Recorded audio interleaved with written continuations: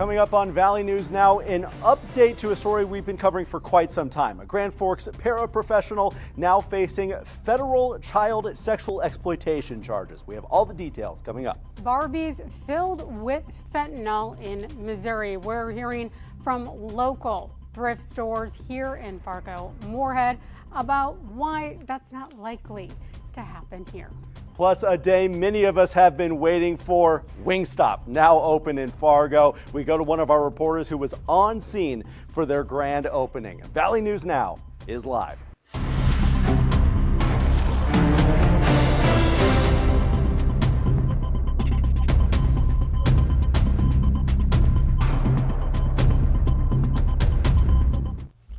All right, good afternoon, everybody. This is Devin Fry with your Valley News Now digital update, giving you a little look into what we've been working on thus far in the Valley News Live newsroom today and beyond. Some of your headlines just a little bit early. We're going to get into, we have actually quite a bit to get to today. We're going to start with the weather department, though. Mild start to the week across the valley. All of this according to our first alert storm team. Temperatures climbing into the upper 40s to low 50s. 40 degrees here right now at our headquarters here in Fargo.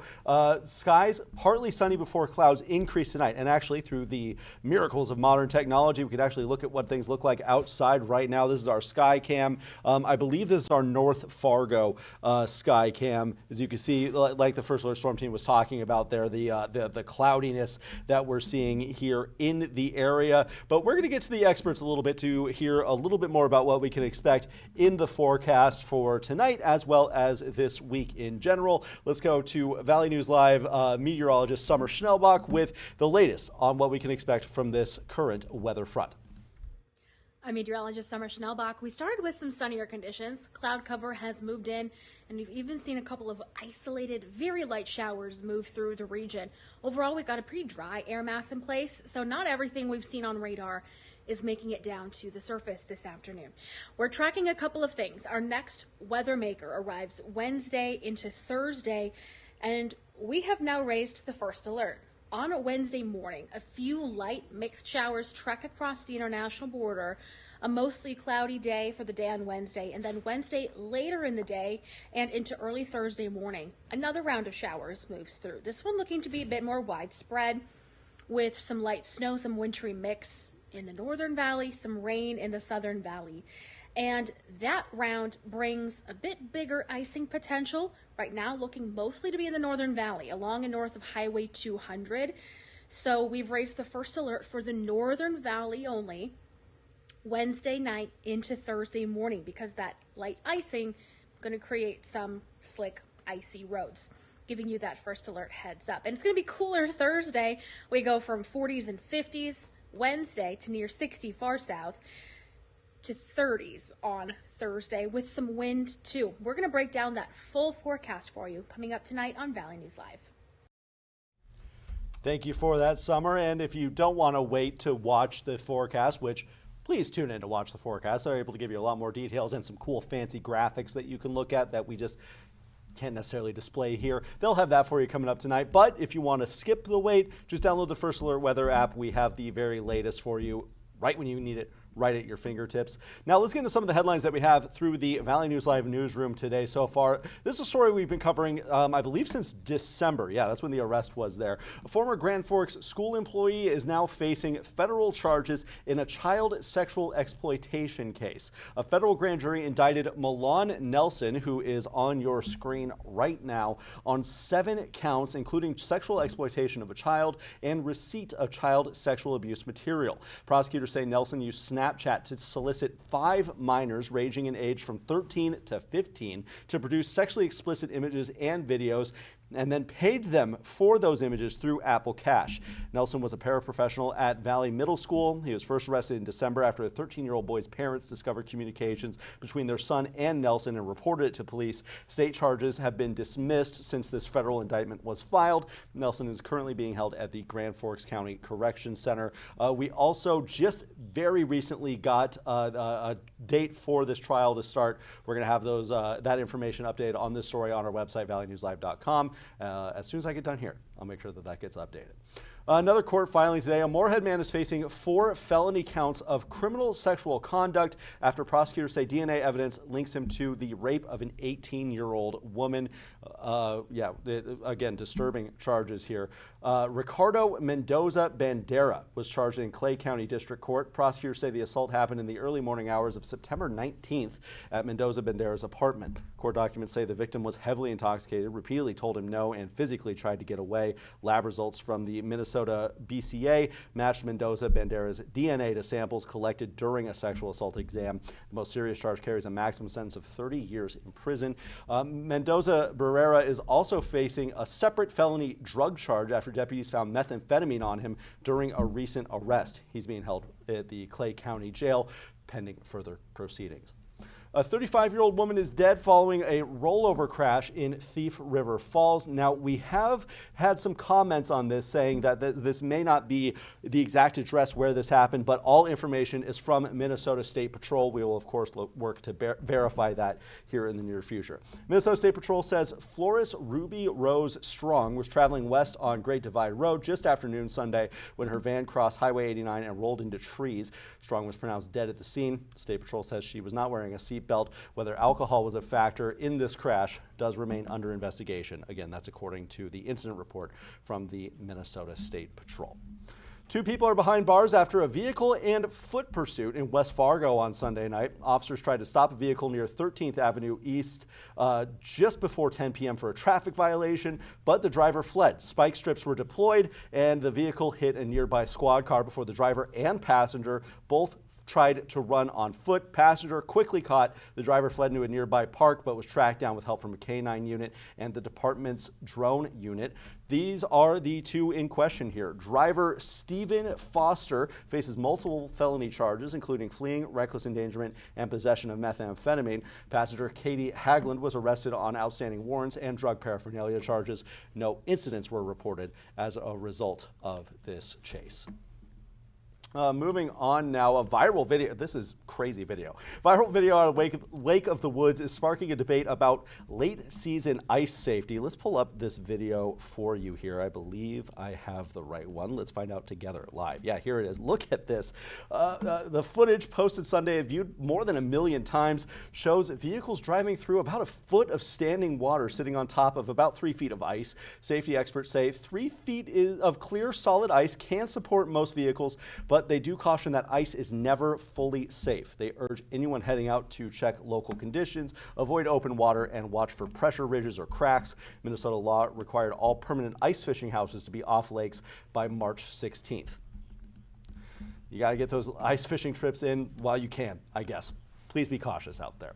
A major lakefront makeover is coming to Detroit Lakes. City officials say that Phase 3 of the West Lake Drive Street and Trail project kicks off this summer. We have some, these are some trees to be removed here. It's removal of more than 100 trees.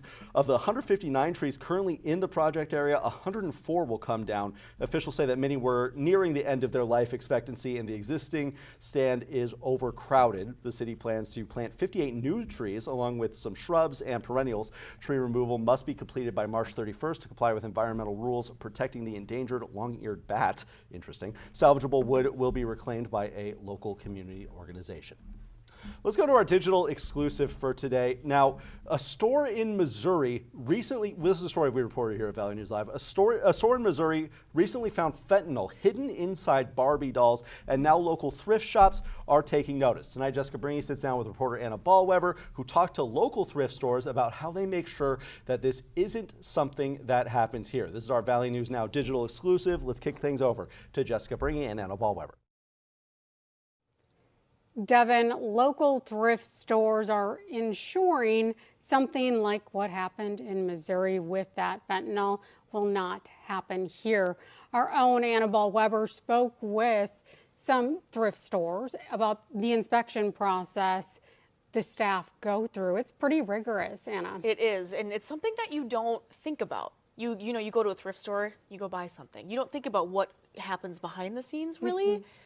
So for anyone who doesn't know, there was packaged Barbie doll, brand new Barbie dolls at a thrift store in Missouri.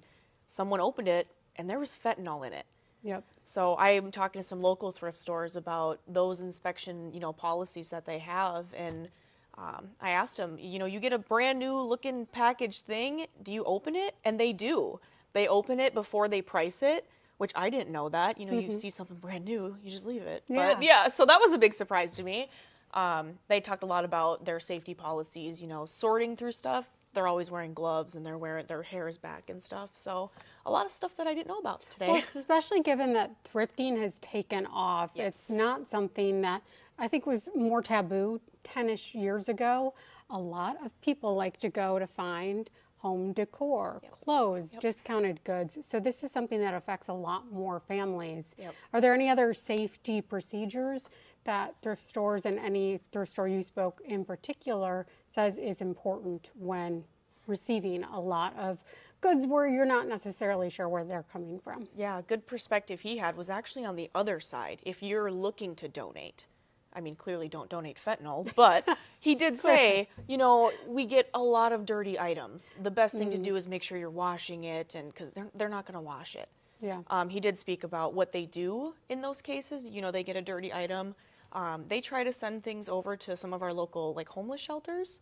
Otherwise, that stuff just gets recycled. So it is going to a good place no matter what. But I wasn't expecting to hear that perspective from him on what can I do? So that was interesting. All right. Well, and we're going to hear quite a bit more, as always, coming up from Anna tonight at 6. Yes. All right. Thank you, Anna. Devin, back to you. Valley News Team's Harrison Prey here at the grand opening of the Wingstop here on South University Drive. And as you can see behind me, people have been making big lines and it's been packed all day long.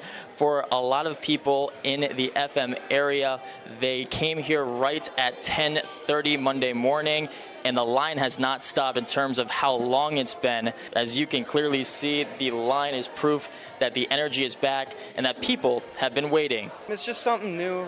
We don't get a lot of new things in Fargo.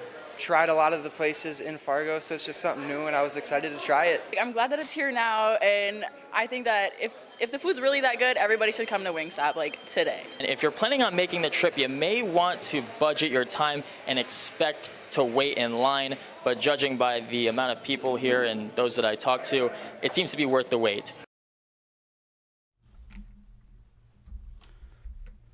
A little look at what Harrison Prey has coming up tonight as well with the grand opening of the Wingstop, which is devastatingly close to the TV station for my overall health and for my wallet as a whole. Now, normally this is the part of the show where before we get out of here, we take a look at the road conditions. I'm thinking we're going to make that more of a winter thing. I think we're kind of out of the woods now. Obviously, if we get some weather events, we'll start looking at them again. Let me know in the comments. Let me know what you think. We want to hear from you. If it's something that you valued as part of this show at 3:30, feel free to let me know. Otherwise, I think we're going to skip it until we have some weather to worry about. Let's just assume things look great. We can take another look outside real quick. Let's take a look at that. Look at that. Cloudy. Sorry, I thought it was going to be a better view because it's, warmer than what we've had. Anyway, that's the end of that. We're going to wrap things up here. Valley News Live at 4 starts in about 11 minutes. Be sure to tune in. Duke Schindler on the desk for that one. And we're, of course, going to have your very latest headlines for you on valleynewslive.com or our news app. Make sure to download our weather app as well to stay weather aware as these weather conditions come through. But yeah, we'll see you back here tomorrow, same time, same place on all of our streaming platforms, smart TVs, YouTube, Facebook. We have a Twitch channel now. Wherever you want to watch us, we are here for you. Thank you so much for tuning in. But for now, for your Valley News Now digital update, I'm Devin Fry.